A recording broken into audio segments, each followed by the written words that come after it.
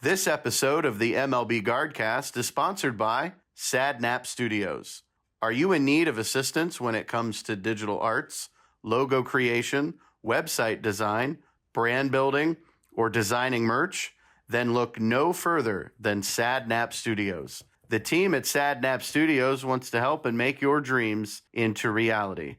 Everything is original and organically created, nothing AI. You can follow them and check out some of their incredible work on Instagram at sadnap_studios_art drop. Thanks again to the folks at Sadnap Studios. Go Guards.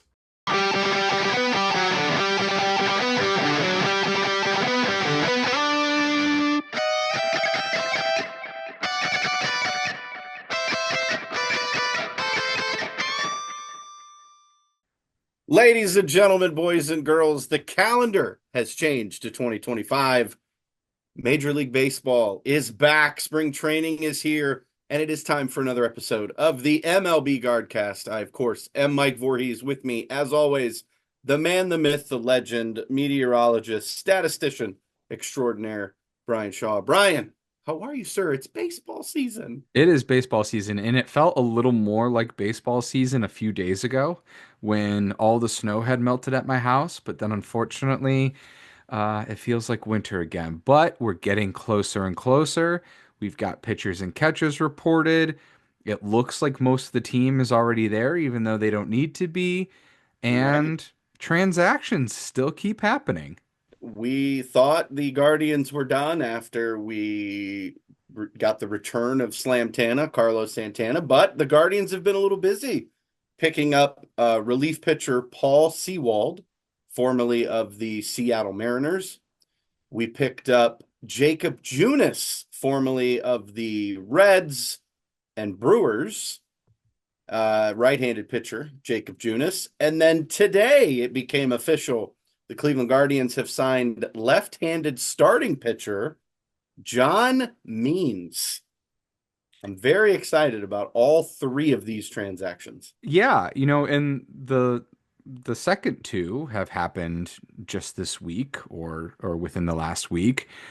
And what's interesting about it is that is by my count, let's see, for Junis, that's 11 and a half. That's a $12.5 million investment into the pitching staff, which when Antonetti had traded uh Andreas Jimenez and talked about Mhm. reallocation of assets and those kinds of things. I don't think either of us really pegged the pitching staff, especially the bullpen, as that spot that needed that reallocation. Clearly, the starters did a little bit, and we had injuries and all those things, but Yeah. the pitching staff is, I'm not going to say it's loaded. I'm not going to say it's necessarily deep, but it's now crowded. We've got the cupboard is not bare any longer. We've got some horses in the barn. Hopefully they will. We know that John Means is coming off of his second Tommy John surgery, so I believe it's $1 million for this year, and And then then $6 million club option for next year. up to, I think there's some Up incentives to. involved in that. There's some So, incentives, but yeah, he is a dominant left-handed pitcher. Was really good for the Baltimore Orioles former before All-Star. he got hurt. So I'm Yeah, excited. He's still young. So he's had a couple of years where unfortunately he hasn't been able to contribute to the injuries. This move is clearly Matt Boyd 2.0, except they're I was doing going it to say the now. same thing.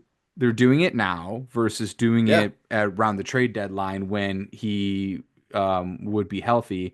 And on top of that, you get the team option. So that's the other thing I'm pretty sure it's the team option.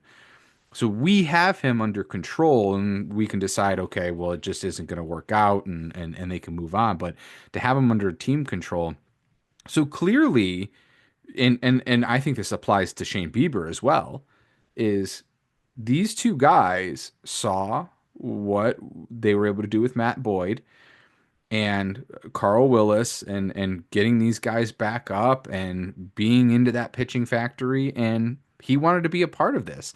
And I think that's great. Absolutely. It's a low risk move. It's only 1 million. If he can't come back, oh well. But then if he does come back, well, you're putting a potential all-star into your rotation for the end of the he year. And was think about how you he lengthen that rotation. he was the ace of the staff for Baltimore, so he is a certified number one starter. And if you get Shane Bieber back, who has been our number one starter for quite some time, you get those two at the top of that rotation, and you add players like Tanner Bybee and Ben Lively and Luis Ortiz, who we haven't even seen pitch yet for the Guardians. Big Rig, Gavin Williams. You got Logan Allen. You've got And let's uh, not forget about Tristan McKenzie, no, you who got Tristan who too, who it's a put up or shut allegedly up year. looks good in his rehab and according to Antonetti and it looks healthy and he's out of options, so I think Yep. he'll make the rotation coming out of spring training and hopefully he's back to 2022 sticks. Yeah, we hope so because with like you said, he is unfortunately out of options.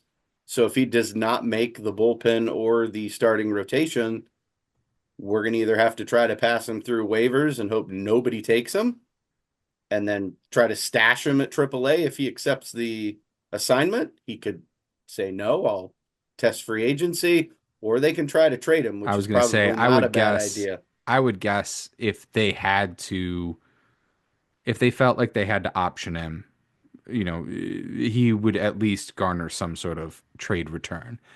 But Hmm. another interesting move was the signing of Jacob Junis, and then the Yes. corresponding move with that was Pedro Avila. It was he was designated for assignment. Well, Avila was designated once we signed Paul Sewald. Oh, that's right. Yes, Yep. Paul you're Sewald correct. comes aboard. Avila was designated for assignment. Nobody took him. He refused to go to AAA, chose to be a free agent, and is taking his talents far east to Japan, where we've seen plenty of baseball players, both pitchers, non-pitchers, go over there and have phenomenal seasons. So it is sad. Pedro had a great season for us. We got him from San Diego in what was San Diego was basically throwing him out to the trash. Hmm. We took him.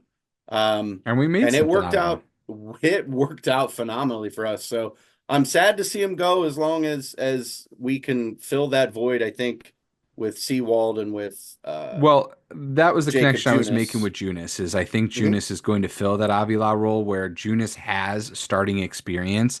He has made starts. So I mean, hopefully now with the depth that you have, you're not going to need that. You wouldn't need Junis to start, but he's been an opener. You can Yeah, put him in a long relief role. So I think he's going to fill that role that Avila had. And uh, he's he had a really good season last year.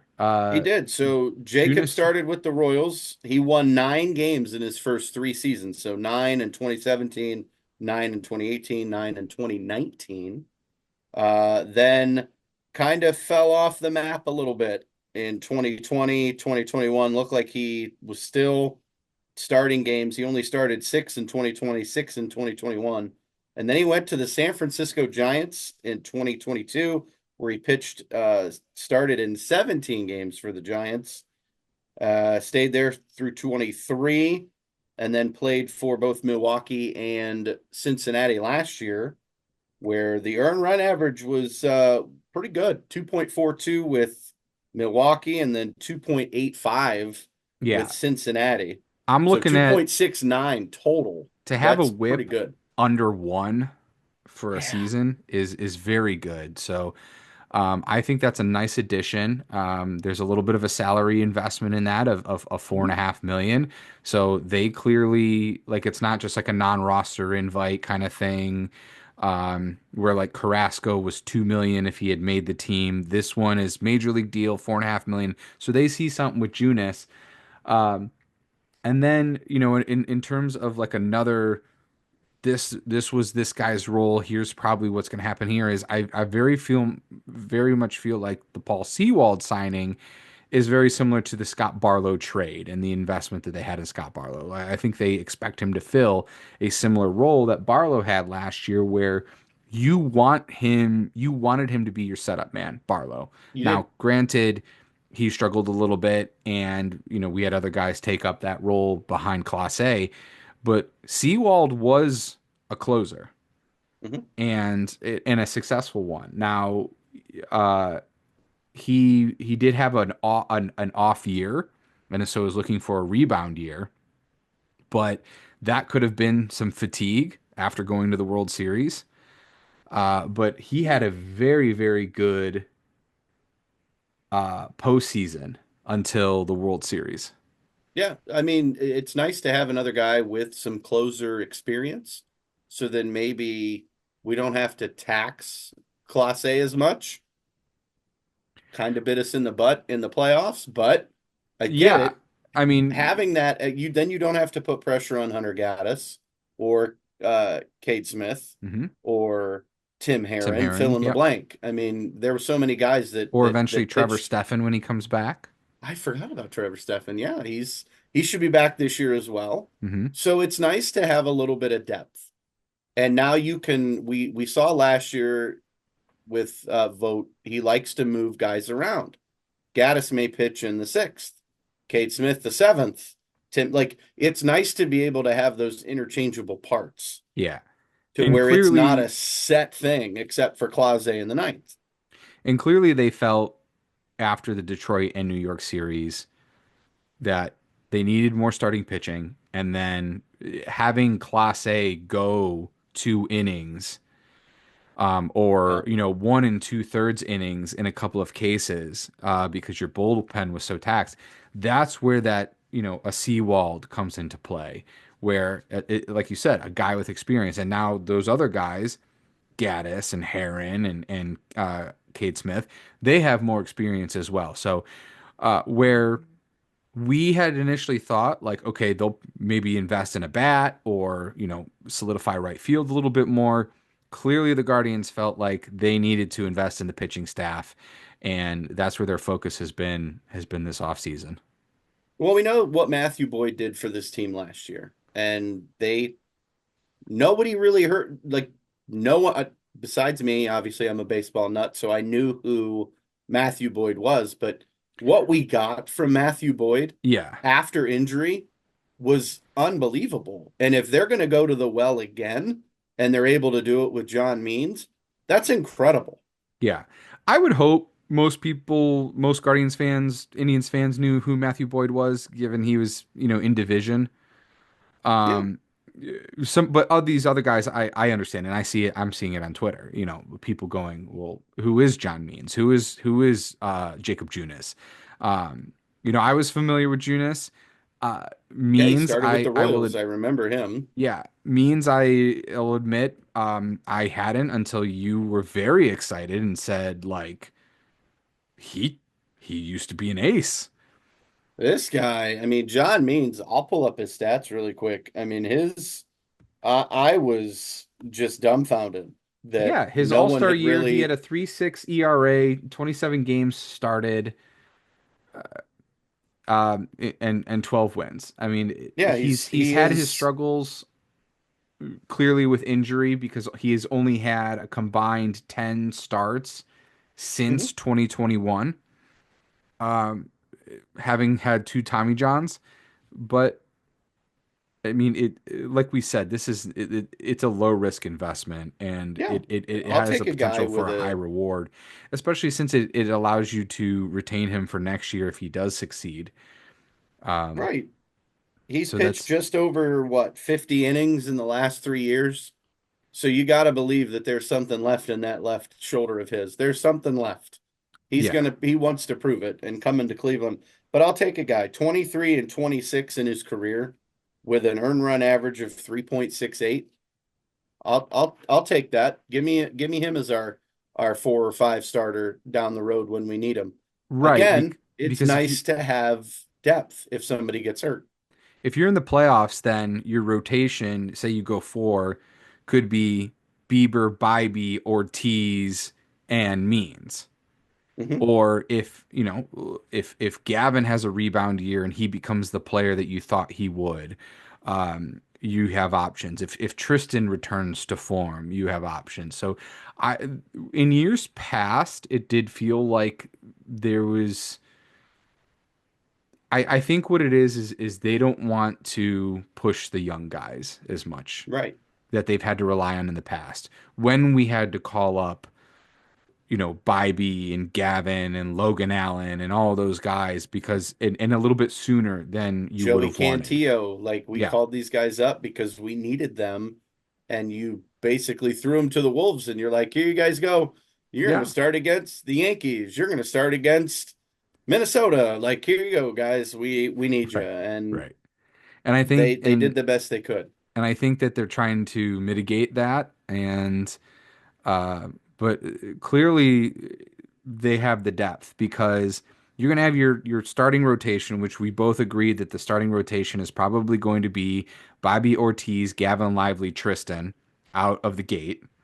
Hmm. Then you have Bieber and Means, who are going to start off on the IL. And then that would mean that in AAA, you would have Logan Allen, you would have Joey Cantillo. Um, who else am I missing?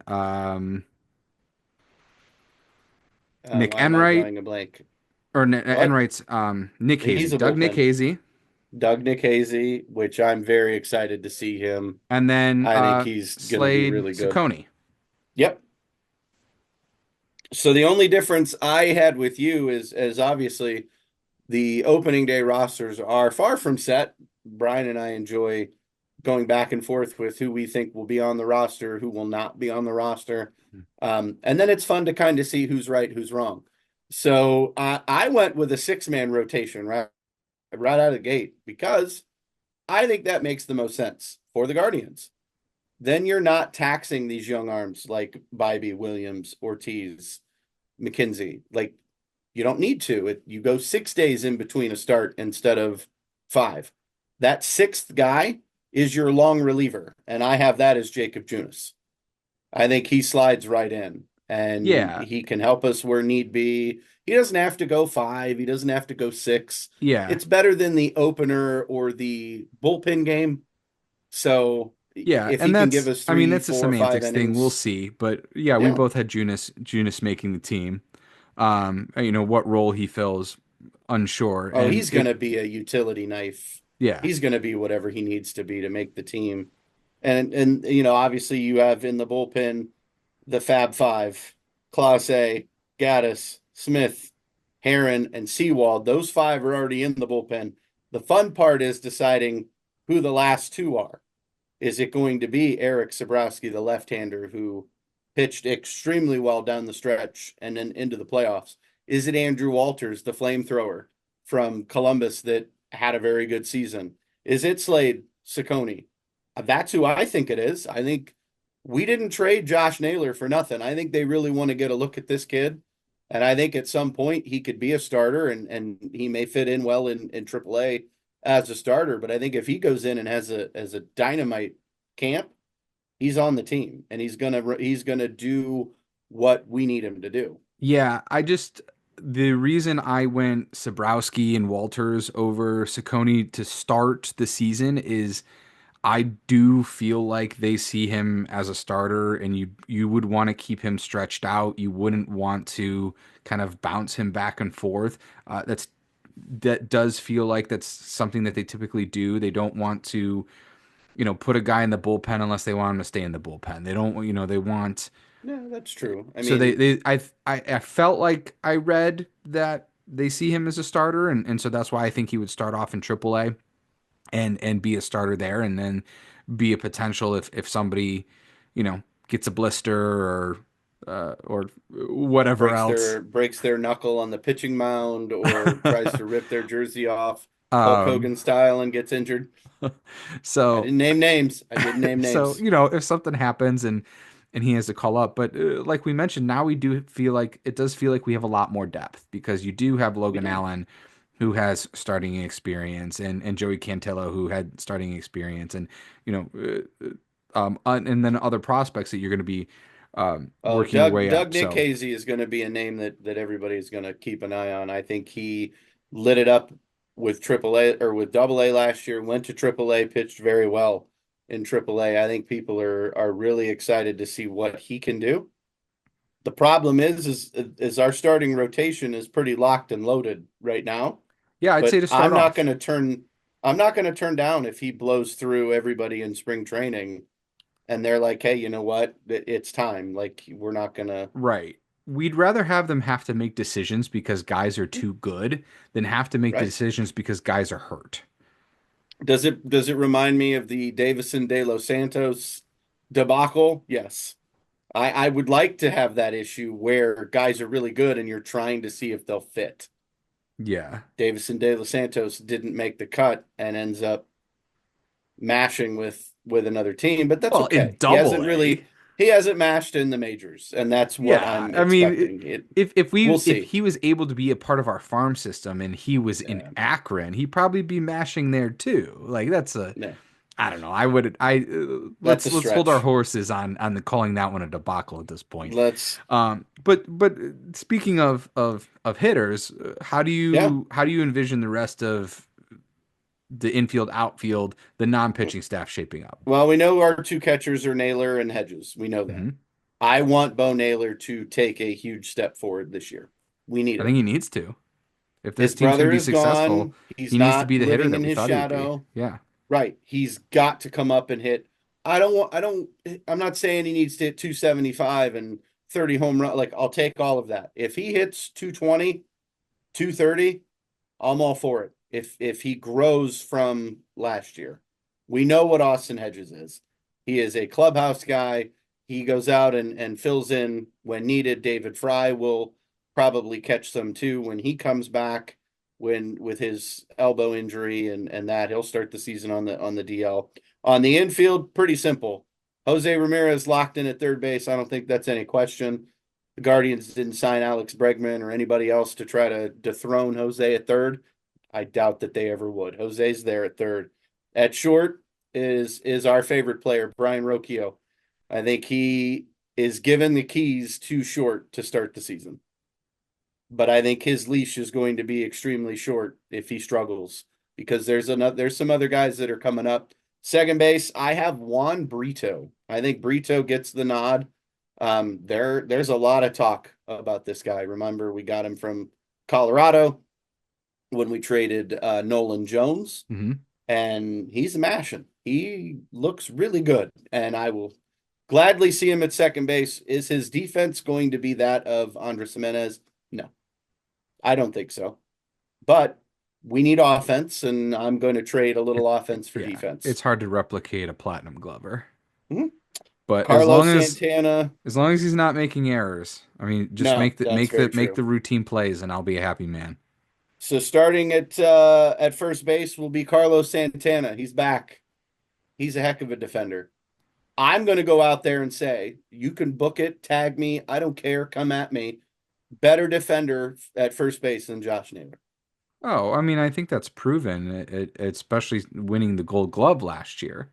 Mhm. I mean, Naylor's defense, I don't think was bad by any means. Oh, no, no, no, no, no. Um, He was mid. He was a yeah, mid-level defender. but But I love Carlos Santana having just Carlos back. won a Gold Glove, Yeah, and but the question is, you know, will Father Time take its toll? But thankfully, you have Kyle Manzardo there, and the that's two the next can name. split reps and DH.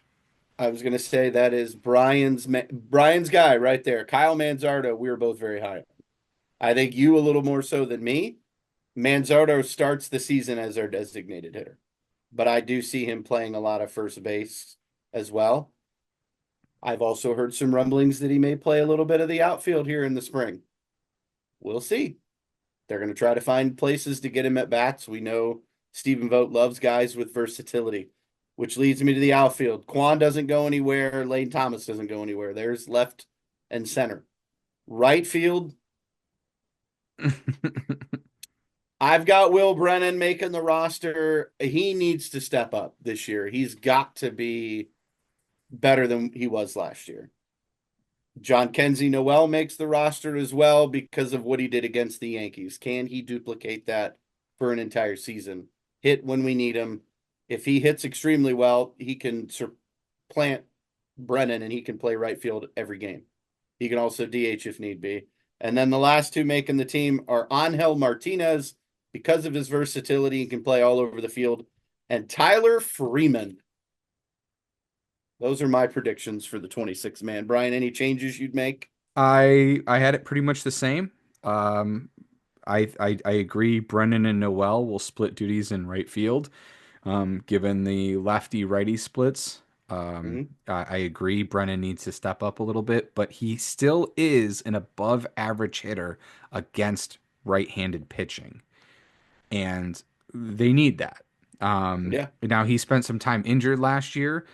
I don't think Chase DeLauder is going to make the team out of the gate. He's only got 40 AAA. something games in Double A and Triple Yeah. A. You know, the old adage of them saying, like, well, we don't want guys to play in cold March and April Cleveland and all those things and wanting to start hot. So, in 2 months in AAA would essentially double his amount of those games being played above single A. Mm-hmm. So I do think that he would start in AAA. So that's why I have Brennan Noel. The only difference from you is that instead of Tyler Freeman, I had Daniel Schneemann for Ah. the versatility, like you mentioned, because that guy has played everywhere, and Mm-hmm. he's also a lefty bat. I think they do need that's the aspect. So that's why I had Daniel Schneemann over Tyler Freeman. But I mean that bench spot is definitely something to look at. And keep in mind one guy that neither of us mentioned and he's also out of options, so that would probably mean he gets traded would be Gabriel Arias. He's got, yeah, if he wants to spot on this team, he's got to earn it. We gave him the keys a long time ago. He didn't run away with the job. Um, I, he's got to show up and show out if he's going to make this team. If not, like you said, he's gone. He'll be traded, he'll be released, DFA'd, whatever we're going to call it. The other name that I'm surprised neither one of us mentioned is Jonathan Rodriguez, who hit 32 home runs last year for the Columbus Clippers. He had a cup of coffee with Cleveland for a short time, didn't really mash like we thought he would. I think he has a very strong possibility of making this team if Noel struggles, Brennan Yes. struggles. I think Yeah. he could easily walk right in and be like, okay, I'll take right field and I'll play every day if you need me to. Yeah, I think he's an option later. I think they're going to give Brennan Noel those first looks. Mhm. Especially with how Noel started when he first got his call up, how he did in the playoffs. He had that gap in the middle where he struggled for a little while.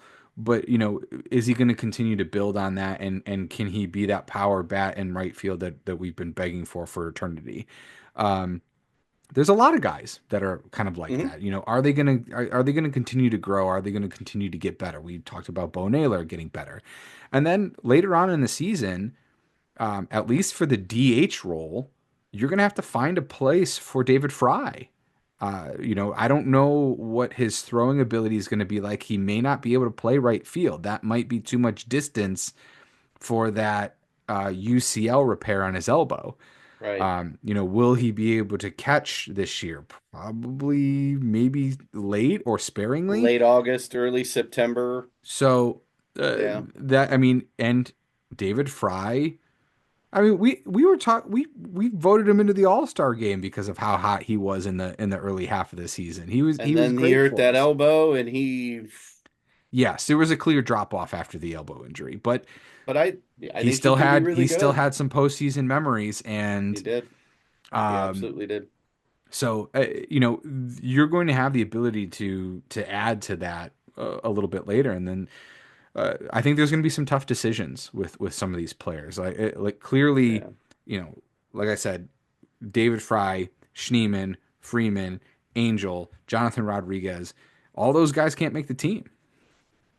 Right. It's going to be hard. And I'm hoping that we have to make this decision, that the roster decision becomes harder to make because all of these guys are playing well. And then it's a matter of, okay, who can we send down? Who who needs to play every day? Like all of those decisions then kind of play into that, Yeah, how they make that decision.